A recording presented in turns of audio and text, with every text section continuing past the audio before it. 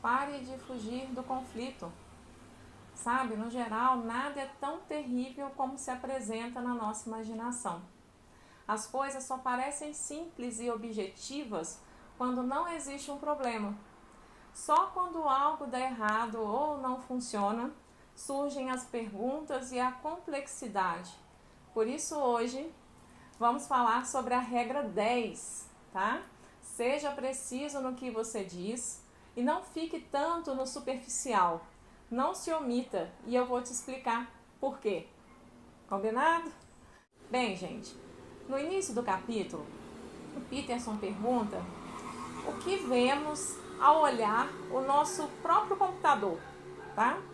Então, assim, parece algo bem simples, mas quando ele para de funcionar, aí você vê como é um sistema complexo, como ele depende de outras coisas, energia, um sistema de redes, tecnologia, que aí o meu marido que vai saber falar melhor.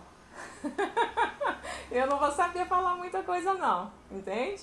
Quase nada, né? Então eu tô querendo dizer, gente, aqui sobre uma parte invisível nos sistemas habituais, né?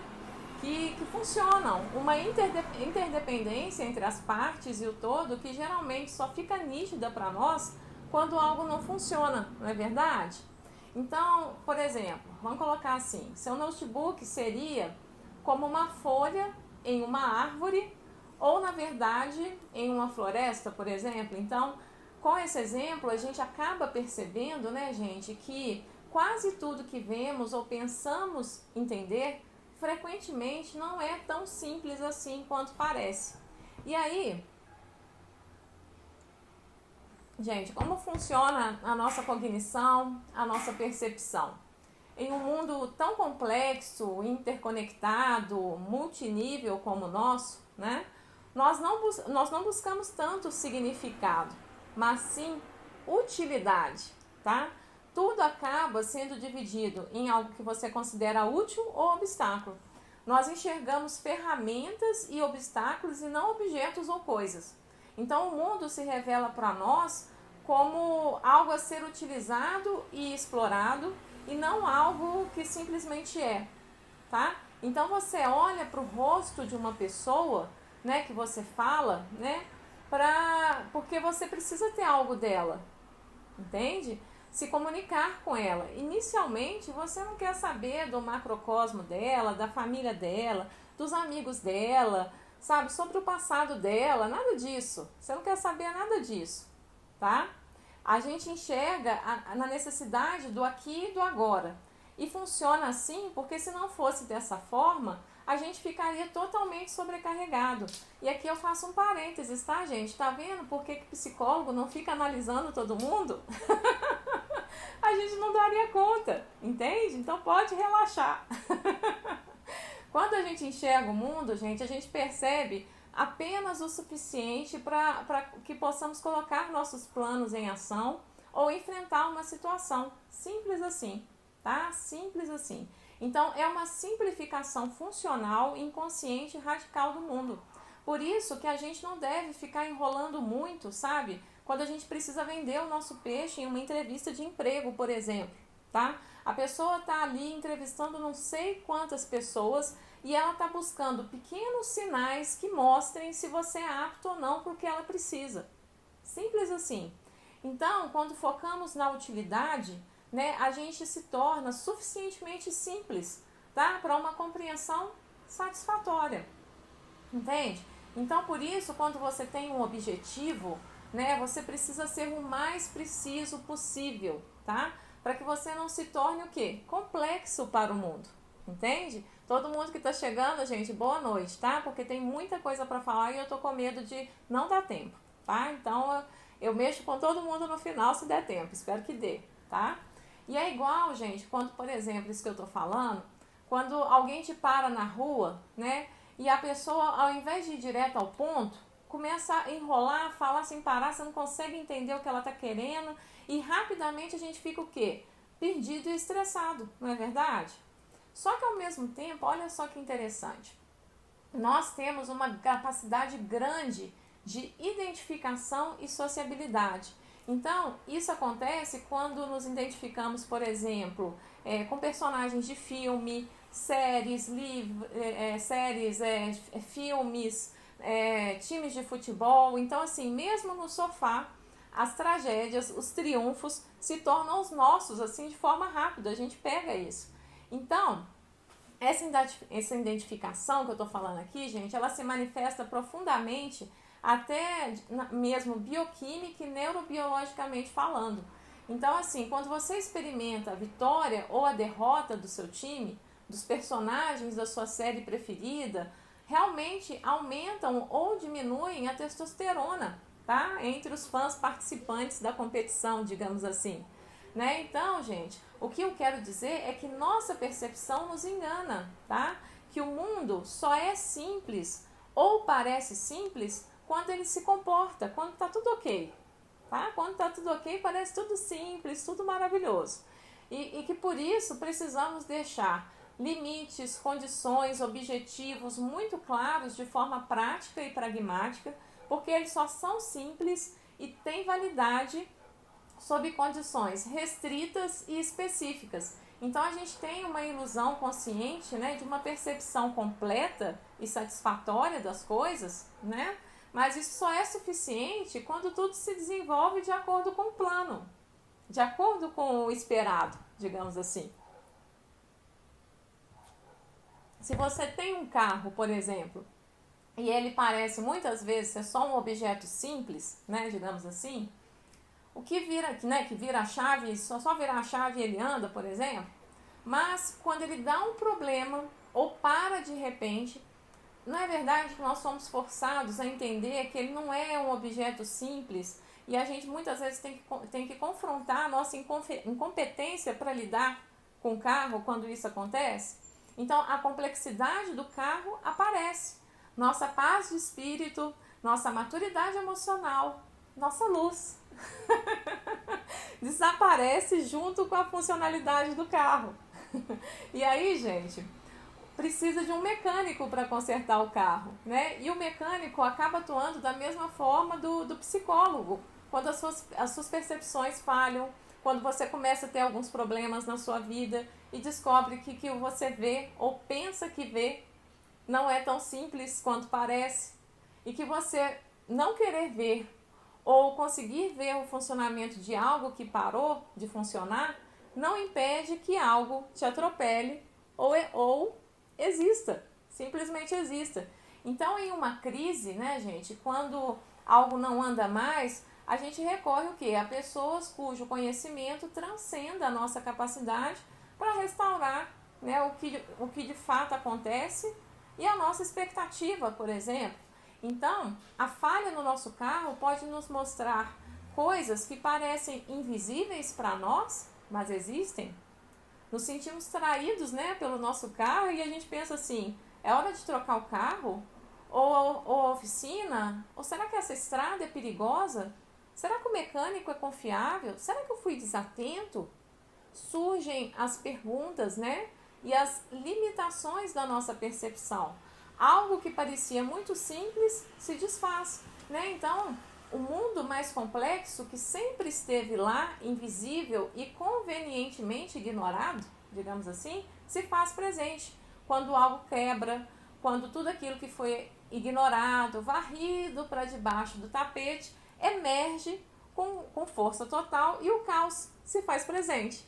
E quando agimos de forma, tá, gente, imprudente, vamos empurrando os problemas com a barriga ou para debaixo do tapete, vamos deixando que as coisas se compliquem realmente, entende?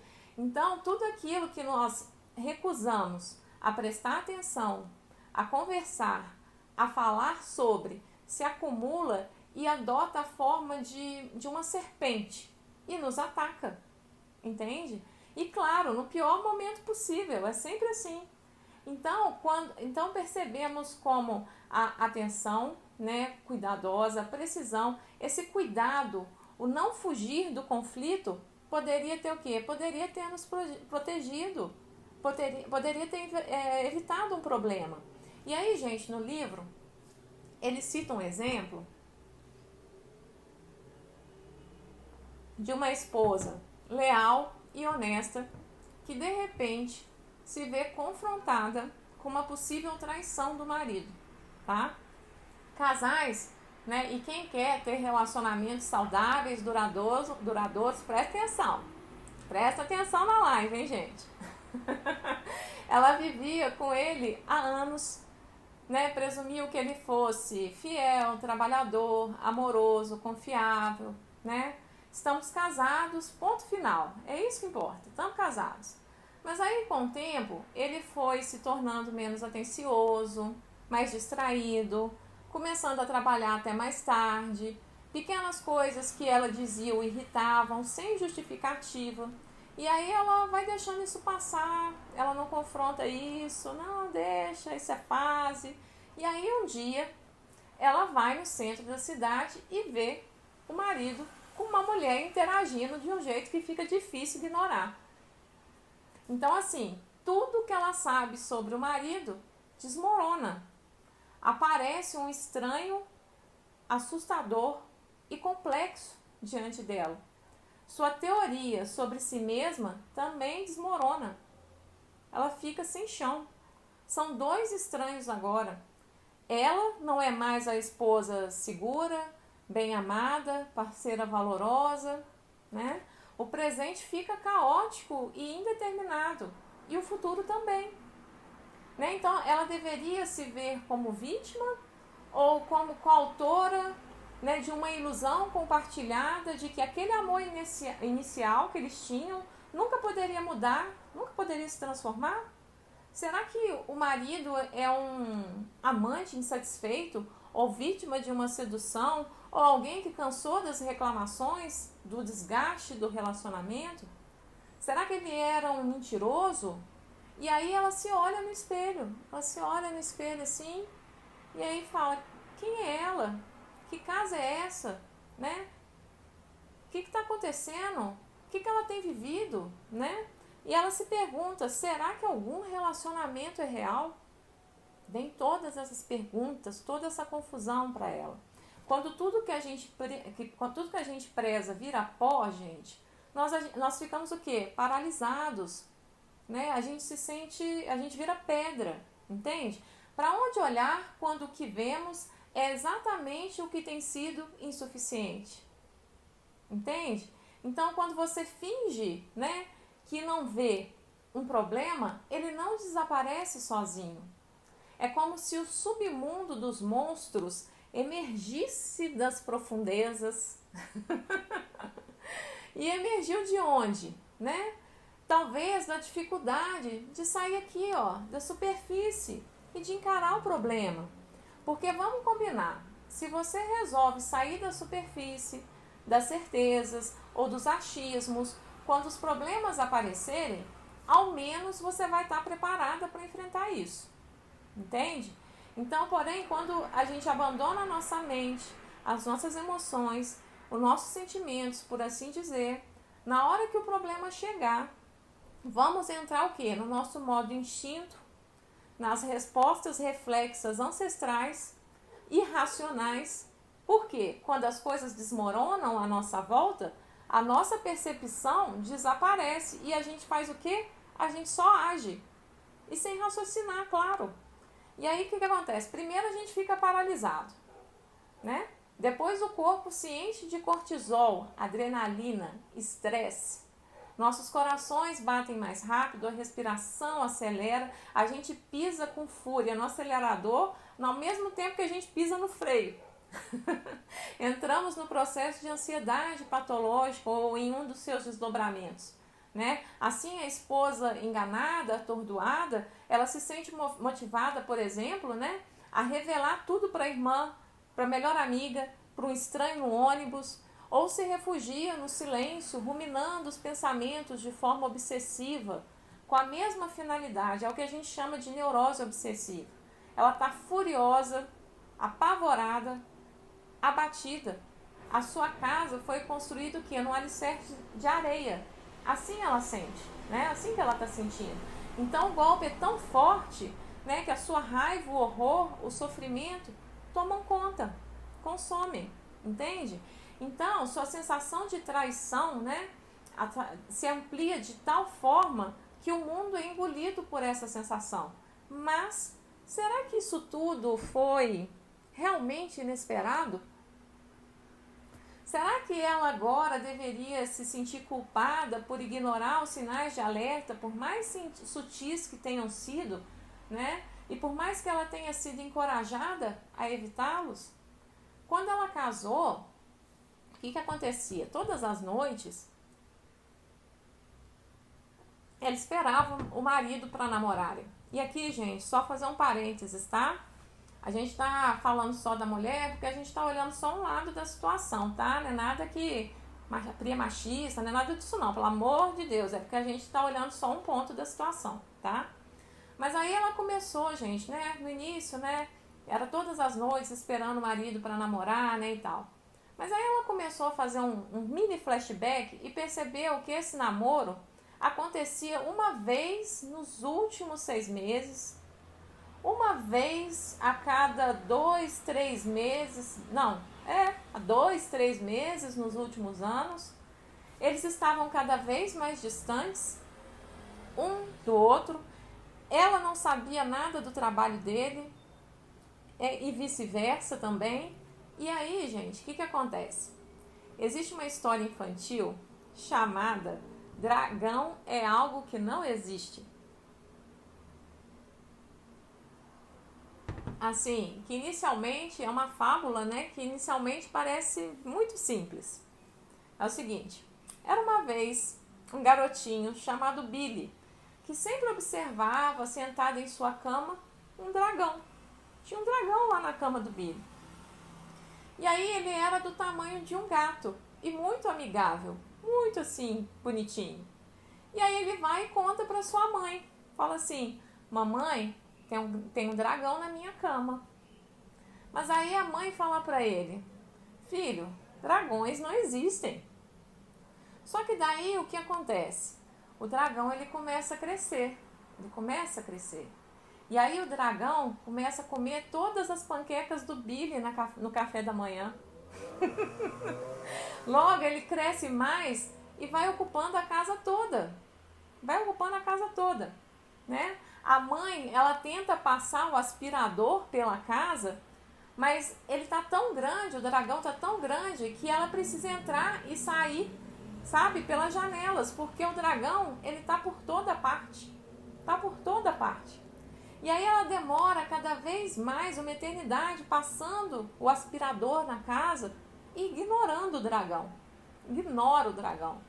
Então, o dragão um dia foge e leva a casa inteira junto com ele. Leva a casa toda. O pai do Billy chega em casa e só encontra um espaço vazio no lugar da casa. Não há mais nada onde ele costumava morar. E aí o carteiro está passando na rua e vê a situação e penalizado com a situação do pai do Billy, ele lhe conta para onde foi a casa. E aí ele vai atrás, ele escala a cabeça e o pescoço do dragão, que agora se espalha por toda a rua. O dragão está enorme, gente, está enorme. E reencontra a sua mulher e o seu filho. Ainda nessa hora, gente, a mãe ainda insiste que dragões não existem. Mas agora o Billy, que está cansado dessa cegueira da mãe, diz: tem um dragão aqui sim, mamãe. Tem um dragão aqui. E instantaneamente o dragão começa a encolher. Ele vai encolhendo, até ficar do tamanho de um gatinho de novo, né? E aí todos concordam que dragões daquele tamanho existiam e que são melhores que seus colegas gigantescos. A mãe, de olhos abertos, né, sob livre e espontânea pressão, nesse momento ela pergunta um tanto lastimosa para o Billy: por que esse dragão cresceu tanto?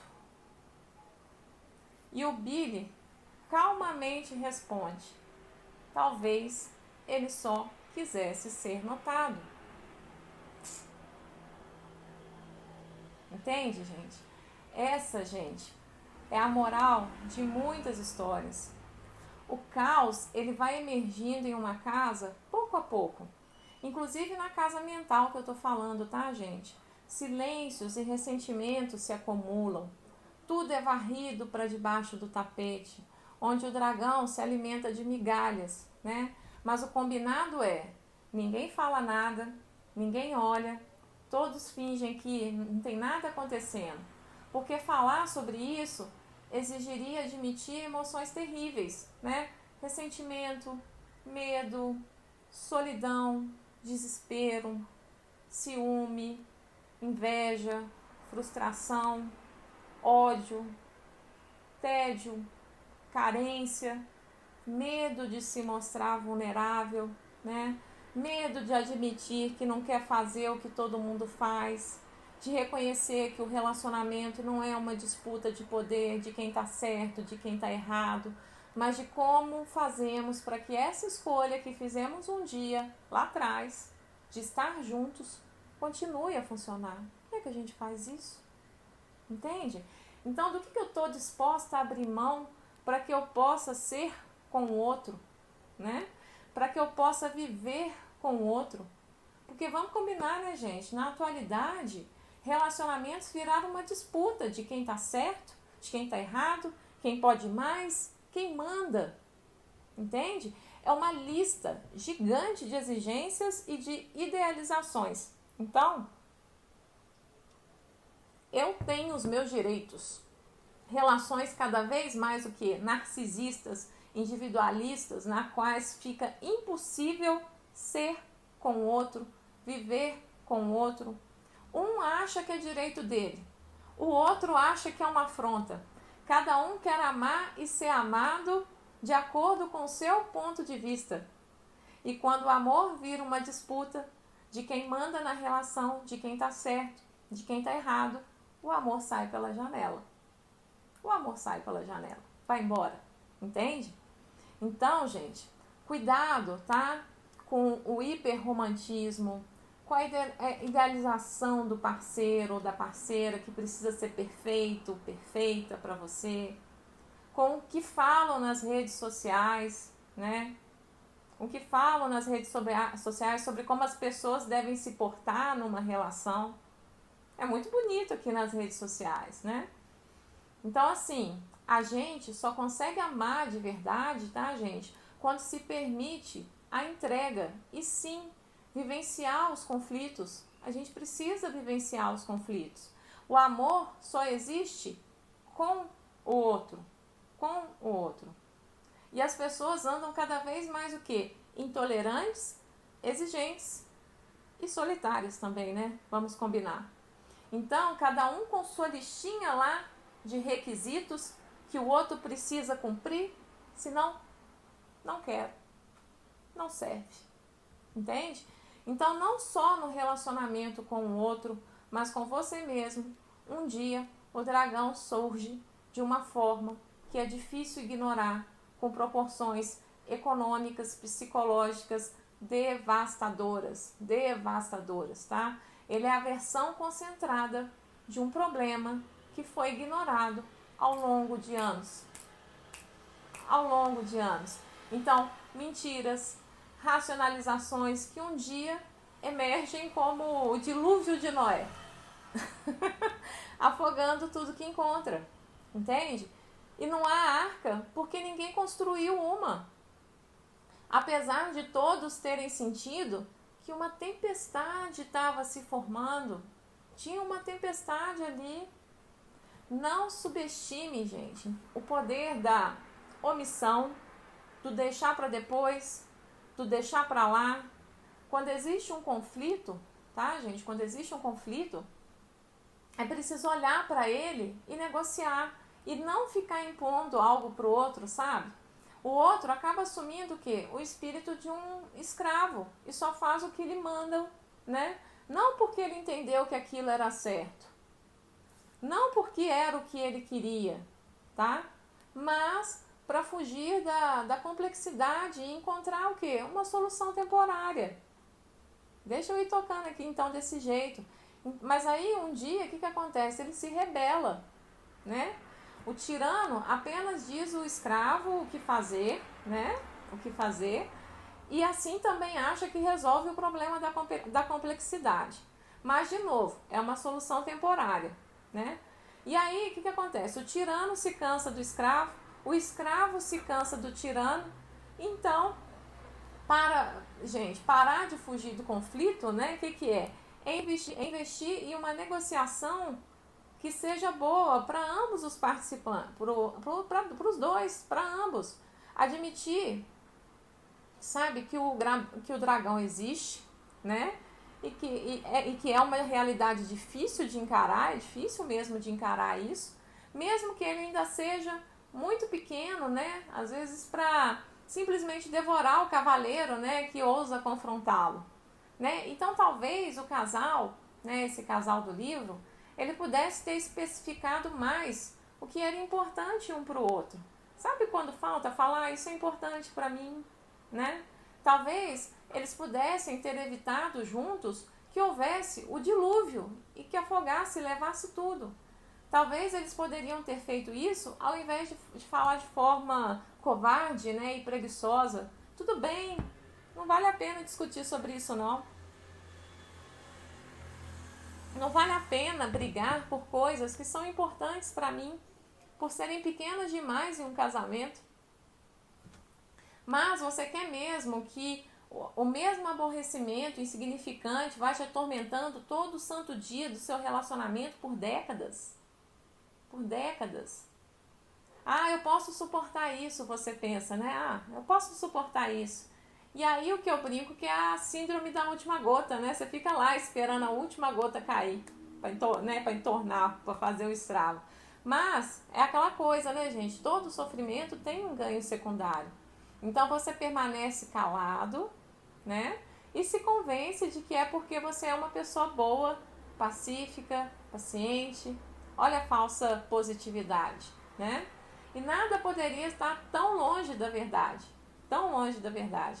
É só o dragão debaixo da mesa ficando cada vez mais e mais gordinho.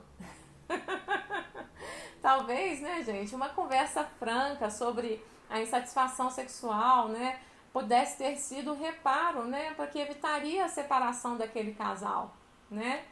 Não seria uma conversa fácil, seria? Claro que não.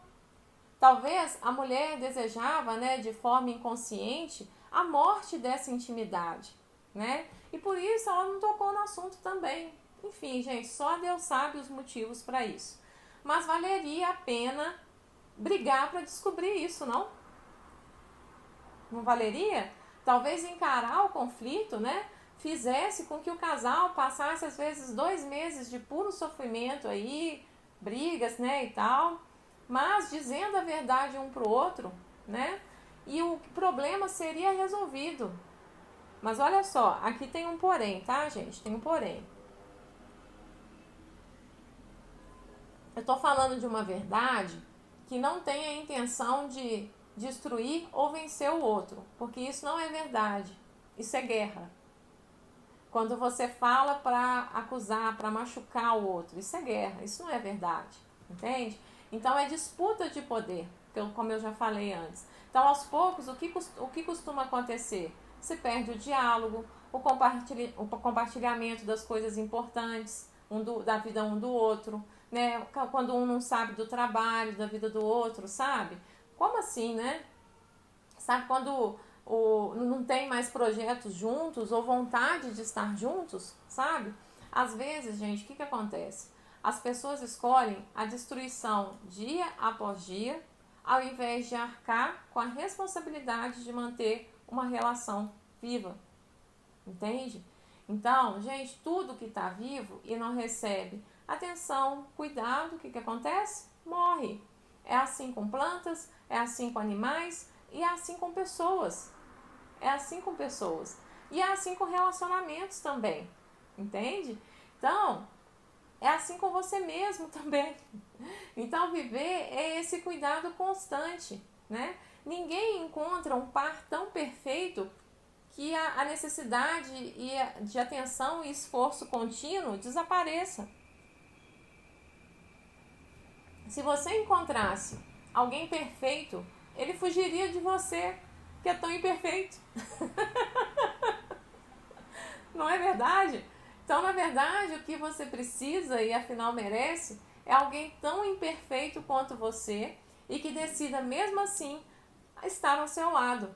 Entende? Porque o amor não é essa coisa narcisista, idealizada que a gente vê por aí.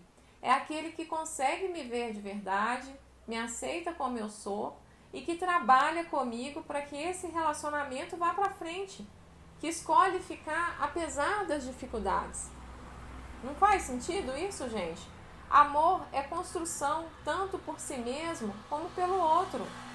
O conflito não encarado faz você ficar como? Frio e amargurado. O respeito vai se transformando em quê? Em desprezo, né? O amor vai se transformando em quê? Em ódio. E isso é sem aviso. Sem aviso, entende? Porém, tudo que é esclarecido e articulado, né? Se torna o quê? Visível. Se torna visível. Até que ponto você não cria assim uma neblina para esconder o que você não quer ver? Ter a discussão necessária, né, para resolver o problema requer o que, gente? Requer disposição. Requer disposição. Por que continuar na superfície quando isso torna a sua vida estagnada e sombria? É fato que se você não sabe quem você pode se esconder aonde? Na dúvida. Você pode se esconder na dúvida, entende? Então, assim, mas não pensar sobre algo que você não quer saber não faz com que isso desapareça, gente. Não faz com que isso desapareça. Investigar a realidade faz o quê? Faz com que você seja menos amador na vida e alcance alguma maestria, sabe? Fique bom em alguma coisa. Então, viver em cegueira deliberada, desfrutar a bênção da ignorância? Oi? Como assim, gente? Bem, se o monstro é real, né? Se o monstro é real, né? Se o dragão tá lá, isso não é possível e nem a melhor escolha, entende? Não é inteligente, gente, ver monstros crescendo enquanto você afunda, encolhe e fica com mais medo. Não seria mais inteligente afiar sua espada, né? Vasculhar a escuridão e depois agarrar o touro pelos chifres? Não seria mais inteligente? Talvez você se machuque, mas talvez o ferimento não seja fatal. Entende? Sabe por quê? Porque você estava preparado para aquilo. A grande questão é o problema sempre te encontrar fraco e despreparado. E aí você vai ser o quê? Derrotado. Parar de fugir do conflito, gente, faz com que você possa encontrar uma solução ou pelo menos aprender, né? Crescer com ele, né? E usar o que aprendeu no seu presente. O seu futuro não vai ser melhor se o passado não for melhor. Não tem essa. Se o presente está uma porcaria, se você não está cuidando, o seu futuro não vai ser bom. Hello? Não vai ser bom. É óbvio. Entende? Então, essa coisa de se recusar a especificar um problema, entende? É deixar de definir o sucesso, né? E assim torná-lo impossível também, né? Também é uma forma de quê? Né? De não reconhecer o fracasso quando ele acontece, né? Eita, né? Então, assim, gente, pare de se enganar, pare de carregar a frustração. Pensar é saber onde você está indo, de acordo com os valores conscientes, né? E traçar uma estratégia para chegar lá, entende? É importante invocar a corajosa clareza do pensamento, entende? Então, assim, somos moldados e informados pelo que voluntariamente a gente encontra, né? E molda o lugar que a gente habita também nesse encontro, entende? Então, assim, gente, pensa comigo, tá? Vamos pensar junto. Se você se recusa a contar ao seu médico sobre a sua dor, então você não sabe o que você tem, não é verdade? Ah, eu não quero ir no médico, não quero saber o que eu tenho. Tá. Pode ser qualquer doença. Mas, se você conta ao seu médico, todas as possíveis doenças vão desaparecer e, com sorte, apenas uma doença vai aparecer, ou até mesmo nada. Então, você vai poder rir dos seus medos, né? Você vai poder rir, ai, que bobagem, olha o meu medo, né? E se algo realmente estiver errado, você vai estar preparado. Por quê? Você vai estar cuidando. Mas se você não fizer isso, fica difícil, né, gente? Presta atenção. Na nossa imaginação, gente, tudo parece muito pior do que realmente é. Se você ouve um barulho na floresta, se você está numa floresta e não consegue ver, pode ser um tigre. Um tigre, não? Mas se você virar e olhar, pode ser um coelho, só um coelhinho, né? É normalmente o que não pode ser confrontado, né, que causa o seu terror imaginário. A partir do momento que você confronta, pode ser que não seja tão terrível assim. Se você sempre se esquiva, né, da responsabilidade de confrontar o inesperado, mesmo quando ele acontece em doses manejáveis, a realidade em si se torna desorganizada e caótica. Entende? A realidade ignorada, ela se torna a grande deusa do caos, né? O grande reptiliano monstro do desconhecido, que se manifesta em quê? Como é que faz isso? Como é que se manifesta, gente? Em confusão e sofrimento.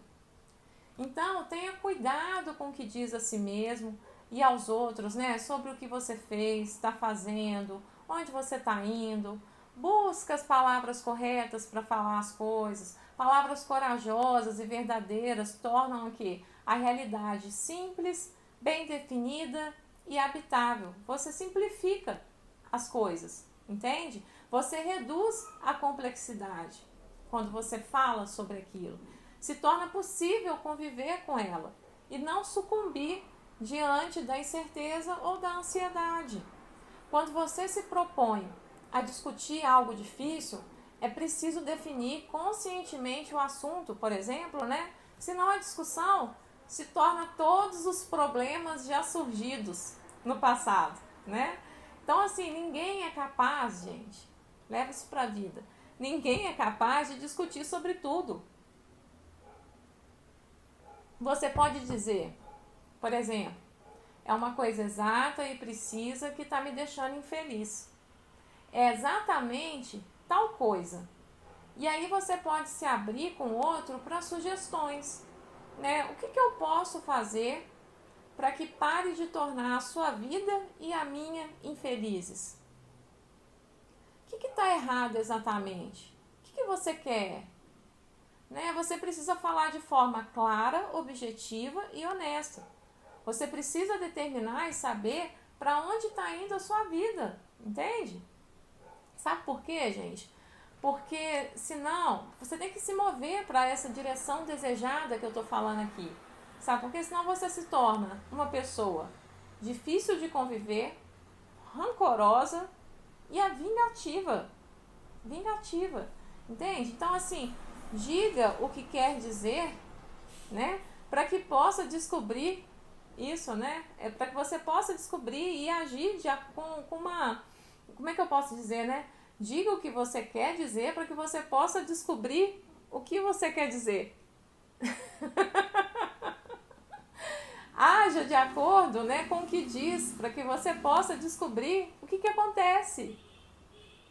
Entende? Então, preste atenção para ver o que vai acontecer. Olhe para os seus erros, se esforce para corrigi-los, né? É assim que você descobre o significado da sua vida, né? Então isso protege o quê? Da tragédia, de ser pego de surpresa, como a esposa do livro, entende? Então assim, enfrenta o seu caos, né? Então enfrenta os problemas, admita o que você quer, diga para todo mundo ao seu redor quem é você, ou você não sabe quem você é, descubra. Diz para todo mundo quem você é.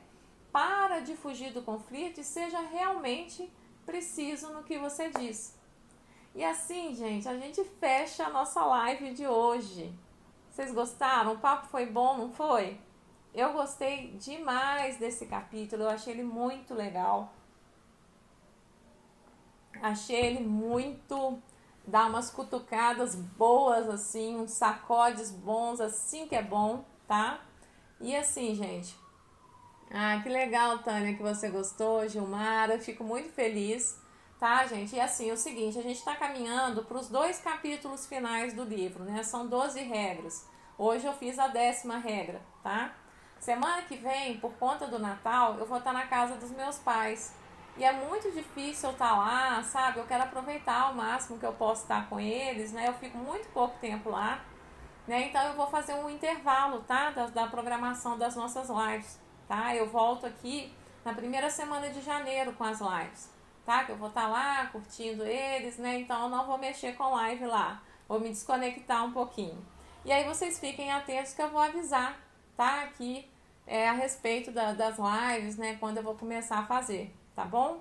Alguém tem alguma dúvida, alguma questão? Eu estava muito preocupada de não dar tempo de falar tudo que eu queria falar, tá?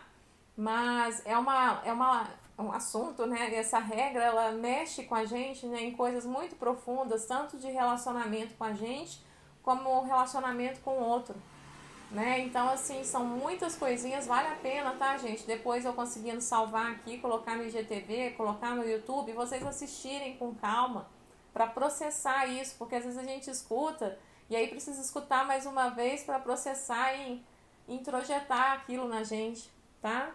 Virginia tá falando que você é sempre ótima, fofinha. Oh, gente! Rúbia, pois é, Natal e família. Rubiana, né? Natal e família, exatamente. Pode deixar que eu me cuido, pode deixar, tô indo com todo cuidado. Milena, fico muito feliz também. Sheila chegando aqui agora, acabei de finalizar. Mas olha, gente, assistam a live, tá? Se vocês gostaram do conteúdo, né? Indica ela para as pessoas, para elas assistirem, sabe? Porque aqui tem muita coisa bacana que dá para, se a pessoa pegar o negócio e dar uma guinada na vida dela, sabe? Começar a mudar a rota dela, né? De pensar, peraí, será que eu tô... Começar a fazer perguntas melhores, né? Porque às vezes a gente tá com umas perguntas totalmente erradas, né? Outro dia eu tava falando, né?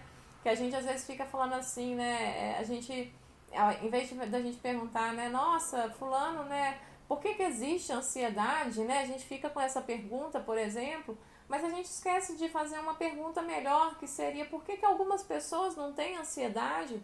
Por que algumas pessoas têm relacionamentos muito bons? Porque muitas pessoas são bem-sucedidas, sabe? Quando você começa a fazer essas perguntas, você vai para o quê? Para a responsabilidade. Para o que você precisa fazer para modificar. Você sai do vitimismo, você entra o quê? Na responsabilidade mesmo. Ok, eu vou fazer o que precisa ser feito. Né? Então, assim, isso é maravilhoso, gente. Eu gostei muito, tá? Eu vou estar aqui ainda nas redes sociais, né, com vocês, né? Então, assim, ano que vem a gente volta com as lives, mas eu tô aqui todo dia com vocês, né? Vocês que estão aqui sempre ao vivo comigo, eu agradeço pelo carinho, é muito importante para mim. Desejo para vocês boas festas, Feliz Natal, Feliz Ano Novo, tudo de bom, tá? E aí a gente volta em janeiro, né, com as 2 últimas regras do livro, tá? Que esse livro é sensacional. Vale a pena, gente, fazer uma maratona das lives que estão salvas aqui para ir introjetando cada vez mais o conteúdo do livro, né, das lives aqui, e você começar um 2021 totalmente diferente, tá bom? Um beijo grande para vocês, obrigada pelo carinho, eu já tô ficando sem voz. E vamos que vamos, né? Um beijo para vocês, gente, até mais.